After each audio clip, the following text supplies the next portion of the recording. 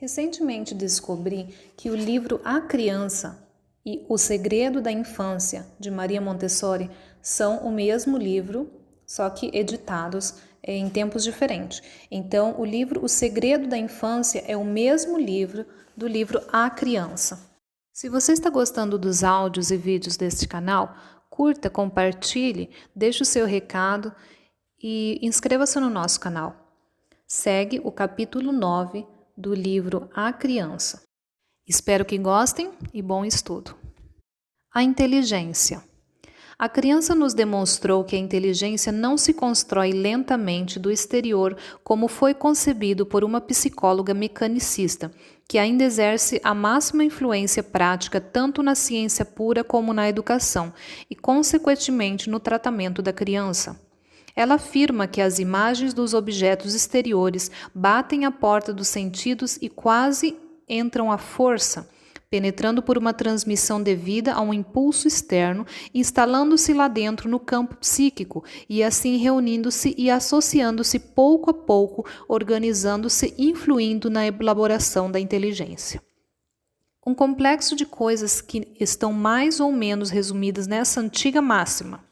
Nihil est in intellectu quod non fueret in sensu. Esse conceito pressupõe a criança psíquica como uma coisa passiva à mercê do ambiente e, por isso, sob o completo domínio do adulto. Deve-se acrescentar a isso outro postulado comum, que a criança psíquica não é só passiva, mas, como se diz na educação antiga, é como um recipiente vazio e, portanto, um objeto a ser enchido e modelado. As nossas experiências certamente não levam a diminuir a importância do ambiente na elaboração da mente. É sabido que nossa pedagogia considera o ambiente como sendo de uma importância tão grande a ponto de o constituir o fulcro central de toda a estrutura pedagógica. Sabe-se também que consideramos as sensações de uma maneira mais fundamental e sistemática do que jamais se fez em nenhum outro método educativo. Existe, porém, uma diferença sutil entre o velho conceito da criança passiva e a realidade, a existência da sensibilidade interior da criança. Há um período sensível muito prolongado, até a idade de quase 5 anos, que torna a criança capaz de um modo verdadeiramente prodigioso de apropriar-se das imagens do ambiente.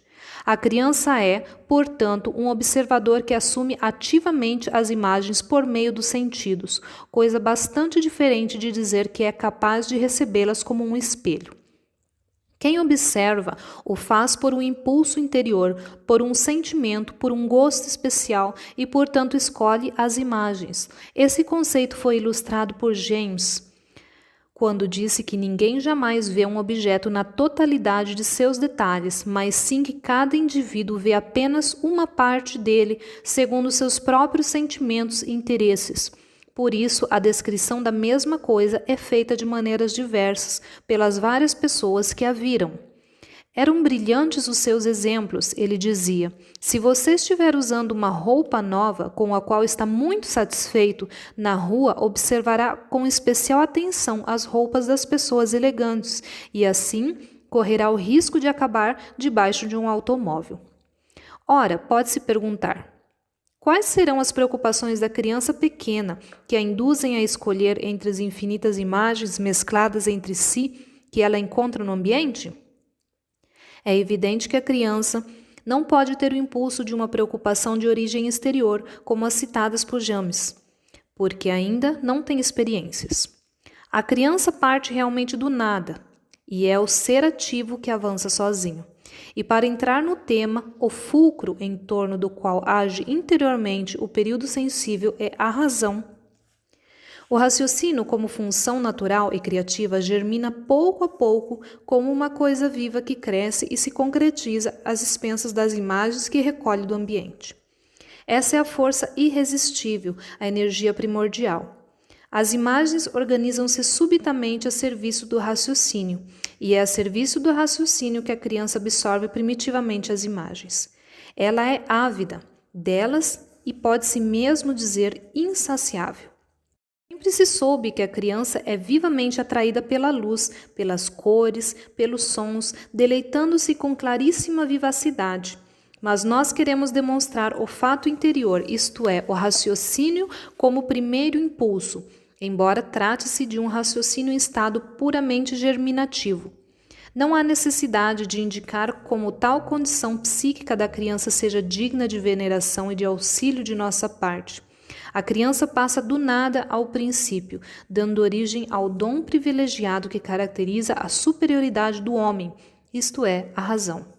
E por esse caminho progredirá muito antes de seus pezinhos comecem a avançar em uma missão de transportar seu corpo. Um exemplo pode esclarecer muito melhor que uma discussão, e com tal fim citarei um caso muito impressionante. Trata-se de uma criança com 4 semanas de idade que desde que nascera ainda não saíra de casa. A nurse a trazia nos braços quando se apresentaram juntos diante da criança o pai e um tio que viviam na casa. Os 2 homens tinham aproximadamente a mesma estatura e idade. O menino teve um movimento de surpresa intensa e quase de espanto. Então, eles que possuíam algumas noções de nossa psicologia, esforçaram-se por ajudar a criança e tranquilizá-la. Permaneceram diante dela, mas se separaram, andando um para a direita e outro para a esquerda, embora se mantivessem em seu campo visual. O menino voltou a cabeça para olhar um deles, com evidente preocupação, e após fitá-lo, sorriu-lhe. Porém, de repente, o seu olhar assumiu uma expressão mais que preocupada, apavorada, e com um movimento rápido virou a cabeça para olhar o outro homem, a quem olhou demoradamente, e só depois de algum tempo lhe sorriu. Repetiu essas transições entre a preocupação e o sorriso, acompanhadas de muitos movimentos com a cabeça para a direita e para a esquerda, antes de se dar conta de que havia 2 homens. Eles eram os únicos homens que a criança vira até então, e todos os 2 já haviam feito festa com ela muitas vezes, pegando-a no colo e mimando-a com palavras afetuosas. Ela compreendera o fato de se tratar de uma pessoa diferente da mãe, da nurse e do grupo feminino que ela tivera oportunidade de observar dentro de casa, mas jamais tendo visto os 2 homens juntos, formara a ideia de que existia um único homem. Daí seu espanto ao perceber, de repente, que aquela pessoa a quem ela tão trabalhosamente catalogara em meio ao caos, duplicava-se de repente. Descobrira o primeiro erro. Pela primeira vez, com 4 semanas de idade, a falácia da razão humana se apresentara ao seu espírito em luta no processo da encarnação. Em outro ambiente, no qual os adultos não tivessem qualquer noção da existência da vida psíquica da criança desde o nascimento, ela não teria recebido o auxílio que lhe deram os 2 homens, prestando-se a facilitar-lhe um passo difícil, um esforço para a realização da consciência. Quero agora citar exemplos de crianças com mais idade. Uma menina de 7 meses brincava com uma almofada sentada no chão, sobre um tapete. A capa da almofada era estampada com flores e crianças e ela, com um entusiasmo e uma alegria evidente, cheirava as flores e beijava as crianças. Uma empregada doméstica sem instrução aos cuidados da qual a menina fora confiada, interpretou o fato da seguinte maneira: a menina gostava da brincadeira de cheirar e beijar tudo. Apressou-se, portanto, em dar à criança toda sorte de objetos, dizendo: cheire isto, beije aquilo. E assim, aquela que começava a identificar as imagens e a reconhecê-las pelo movimento, cumprindo com alegria e tranquilidade um trabalho interior construtivo, ficou confusa. Seu misterioso esforço por uma ordem interior foi cancelado por um adulto incompreensivo, como faria uma onda do mar com construções ou desenhos feitos na areia da praia. Os adultos podem dificultar e até mesmo impedir tal trabalho interior quando interrompem bruscamente as reflexões das crianças e, sem compreendê-las, procuram distraí-las, pegam a criança pela mão, beijam-na para diverti-la ou tentam fazê-la adormecer sem jamais levarem em conta o íntimo trabalho psíquico que se desenvolve em sua alma. Inconsciente desse misterioso trabalho, o adulto pode agir cancelando o primitivo desejo infantil. É, pelo contrário, absolutamente necessário que a criança conserve com toda clareza as imagens que vai captando, porque só com a clareza e distinção das impressões ela pode formar a própria inteligência. Uma experiência interessantíssima foi realizada por uma especialista em alimentação artificial de crianças no primeiro ano de vida. Ela fundara uma famosa e importante clínica, e seus estudos tinham levado à conclusão de que deve-se levar em conta, além da alimentação, também os fatores individuais. Não se pode recomendar um dos muitos substitutos do leite como excelente alimento para crianças, ao menos até uma certa idade, porque todo alimento pode ser bom para uma criança e ruim para outra. Sua clínica era um modelo, tanto do ponto de vista clínico como estético. O efeito dos seus procedimentos sobre a saúde das crianças era excelente até os 6 meses de idade, mas em seguida elas começavam a não passar tão bem. Isso representou um autêntico enigma, porque a alimentação artificial é muito mais fácil de ser ministrada após o primeiro semestre de vida. Na mesma clínica, a professora abrira um ambulatório para mães pobres que não podiam amamentar os próprios filhos e recorriam a ele, pedindo-lhe conselhos sobre alimentação artificial. Eis que as crianças atendidas no ambulatório não revelavam qualquer problema depois do 6º mês de vida, como ocorria com as internadas na clínica. Após repetidas observações, o professor pensou que naquele fenômeno inexplicável intervinham elementos psíquicos. Depois de conceber tal ideia, pôde certificar-se de que as crianças com mais de 6 meses de idade internadas na sua clínica sofriam de tédio por falta de alimento psíquico. Passou então a distraí-las e diverti-las, levando-as a passear não só nos terraços da clínica, como também em lugares novos para elas, restituindo-lhes a saúde. A partir de inúmeras experiências, ficou provado com absoluta certeza que no primeiro ano de vida as crianças já recolhem impressões sensoriais do ambiente de modo tão claro que já reconhecem imagens representadas por figuras, isto é, num plano e em perspectiva. Mas, além disso, pode-se afirmar que tais impressões já estão ultrapassadas e não mais representam um interesse vivo.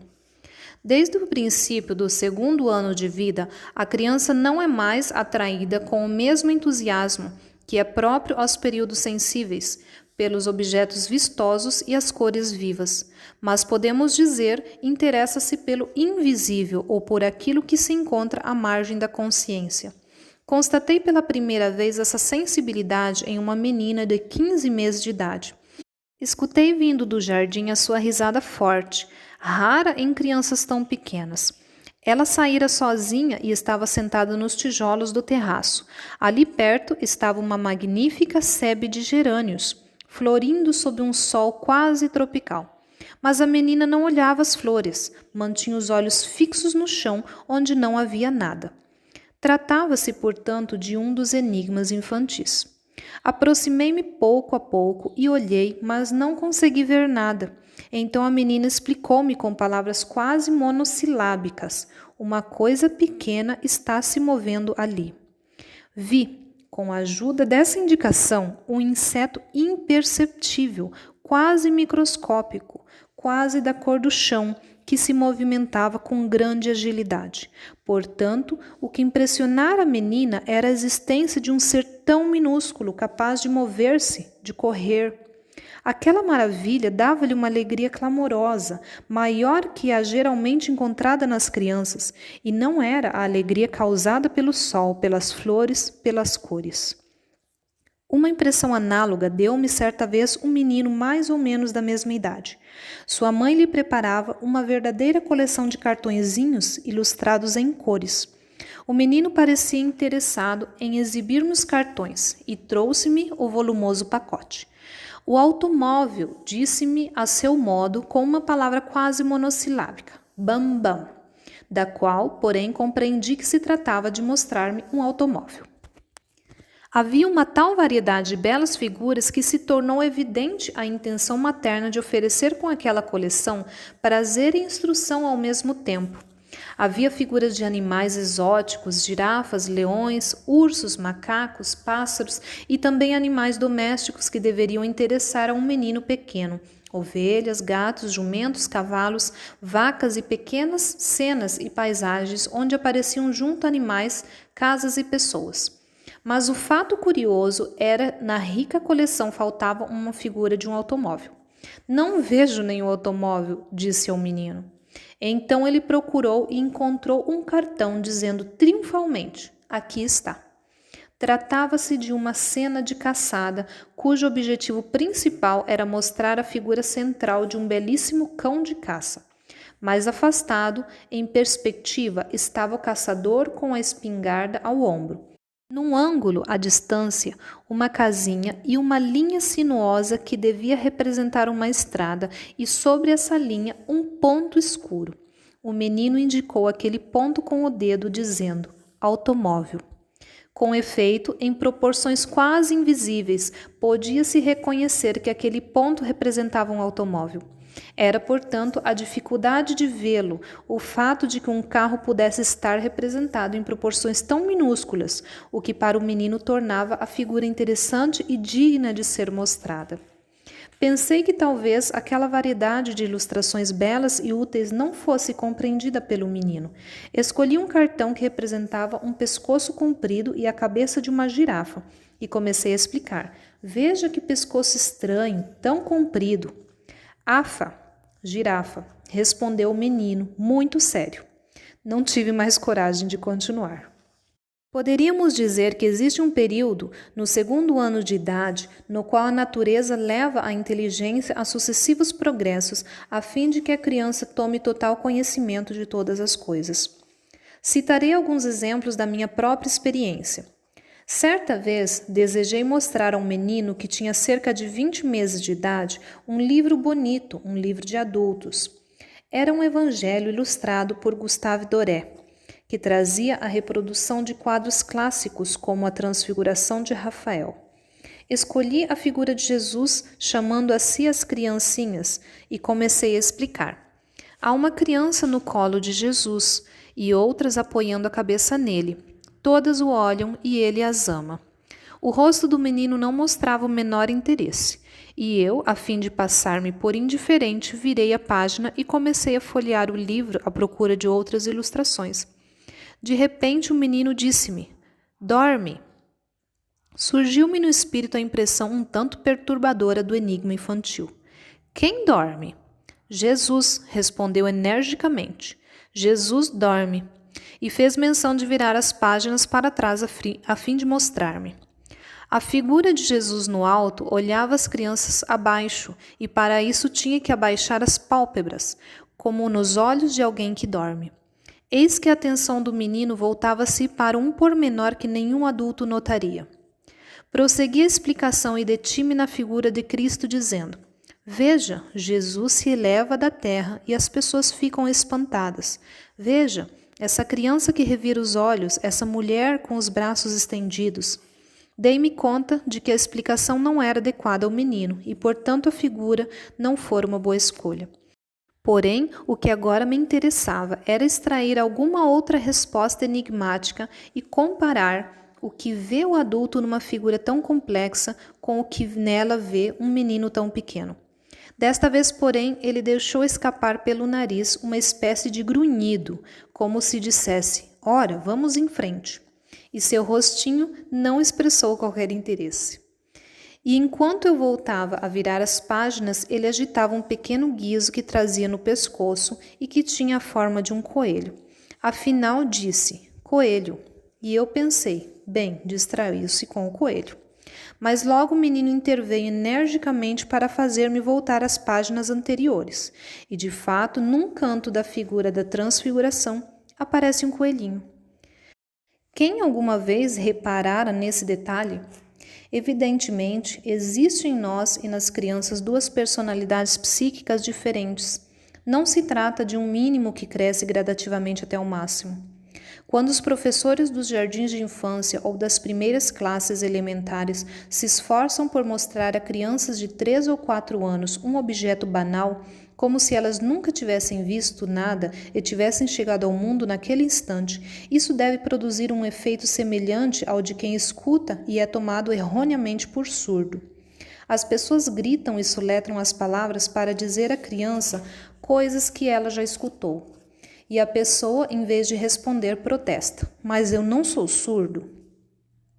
O adulto pensava que as crianças só fossem sensíveis a objetos vistosos, a cores muito vivas, a sons estridentes, considerando assim oferecer à atenção das crianças estímulos fortes. Todos constatamos que as crianças são atraídas por pessoas que cantam, por campainhas e sinos que tocam, por bandeiras ao vento, por luzes fortes, etc. Mas essas fontes de atração violentas procedentes do exterior são episódicas, distraem a atenção, impõem violentamente os aspectos visíveis externos e desperdiçam os estímulos que atingem os sentidos. Façamos uma comparação, embora inexata. Se estamos lendo um livro interessante e de repente soa na rua uma música barulhenta, levantamo-nos e corremos à janela, movidos pela curiosidade. Observando um adulto imerso na leitura correr repentinamente à janela quando atraído pelo som, poderíamos dizer que os homens são estimulados sobretudo pelos sons. Raciocinamos do mesmo modo ao julgarmos as crianças. O fato de uma forte causa estimulante externa que atrai a atenção da criança ser episódica não se relaciona com a parte construtiva profunda ligada à vida interior da criança. Podemos descobrir as manifestações desta última quando temos a possibilidade de observar que as crianças mergulham na contemplação minuciosa de pequenas coisas aparentemente desprovidas de interesse. Quem nota a pequenez de um objeto e dedica todo seu interesse a tal observação já não a sente como impressão sensível, mas como expressão de um intelecto de amor. Na prática, o espírito infantil é ignorado pelos adultos e se lhes apresenta como um enigma, porque é julgado apenas pelas reações de impotência prática e não pela energia psíquica, por si mesma poderosa.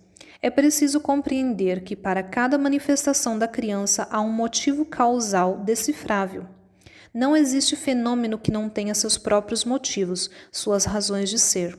É fácil julgar cada reação obscura, cada movimento difícil da criança, dizendo: é caprichoso.